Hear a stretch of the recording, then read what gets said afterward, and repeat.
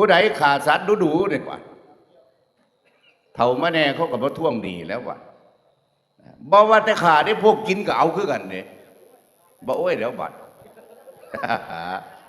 เอาฟังไว้บ่พวกมูเฮานี่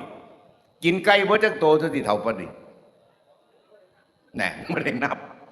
กินงัวบ่จักโตเท่าที่เท่าปานนี้ปลาเอ้ยเฮาบ่ได้นับเจ้าฮู้บ่วิญญาณเหล่านั้นเขามาถ่าเอาบุญนำเฮาเด้เฮากลายเป็นกินเขาละบัดนี้พันลืมบุญคุณเขาจังว่าเขามาเมียนเมาเจ็บแข้งเจ็บขาเฮ็ดบุญกฐินบ่ได้ท่านบ่ได้ก็สาธุเด้อถึกบ่ได้เด้อบ่ได้บ่ศีลได้เด้อเพิ่นบ่ได้ว่าสาธุเด้อมื้อนี้บุญทั้งเบิดที่ผู้ข้าสร้างมื้อนี้เป็นผ้าป่าเป็นเงินจำนวน 5,000 6,000ผู้ข้าขออุทิศให้เจ้ากรรมนายเวรโดยเฉพาะต้องตรวจน้ำเด้บ่แม่นว่าแต่ปากตรวจน้ำเด้ต้องขันสัมผีบ่แม่นแก้วเดียวเด้ต้องขันสัมผีแม่ธรณีเด้อเป็นพยานก็ใส่น้ำหอมแน่แม่ธรณีเพิ่นก็มักของหอมใส่แป้งแน่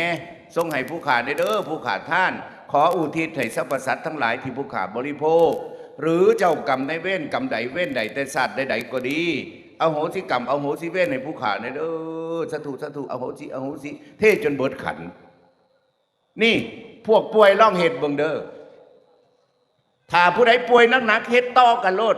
2 เดือนเฮ็ดเทื่อนึง2 เดือนเฮ็ดเทื่อนึงแต่ว่าเฮ็ดบุญให้เจ้ากรรมในเว้นก็บ่แม่นแต่ใส่บาตรก็ป่วย2 หน่วยไหน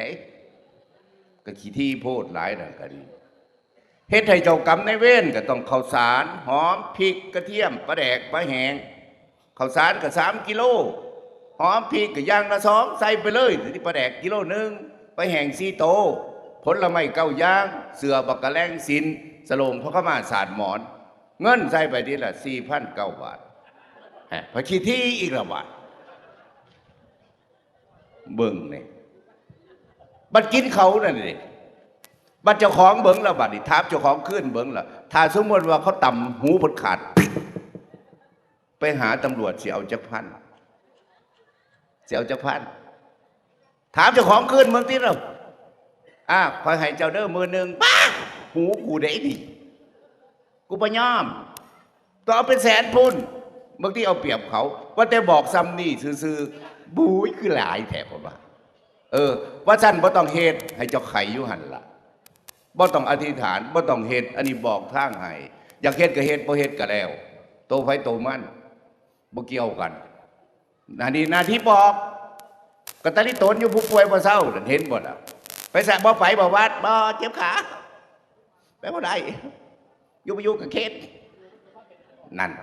หูจักว่าอยู่ได้ล่ะเอาว่ากับว่าไปทุกบัดเจ้าว่าเรื่องบุรีเนี่ยคนเท่ามันลืมถ้าเฮ็ดบุญถูกต้องนั่นแห้งเท่าแห้งเฮ็ดสิย่างสบายตัวเบิ่งงูเขาป่วยเจ้าของสินั่งสบายผู้ใดขี้ทีก็ปล่อยโลดเด้อได้ยินบ่ลองเฮ็ดเบิ่งเฮ็ดให้เจ้ากรรมนายเวรเบิ่งลองเฮ็ดเบิ่งติล่ะถ้ามันคือได้ล่ะอาตมาย่านแต่ว่าโอ้ยไปคักเด้อไปคักเด้อเพราะว่าอย่างคนเป็นมะเร็งไปเห็นน้ำมันตมาเขาเศร้าเลยก็บ่เศร้าเลยดอกมันไข้แน่อาตมาให้อธิษฐานเลยเด้ถ้าเศร้าสิมาเฮ็ดสังฆทาน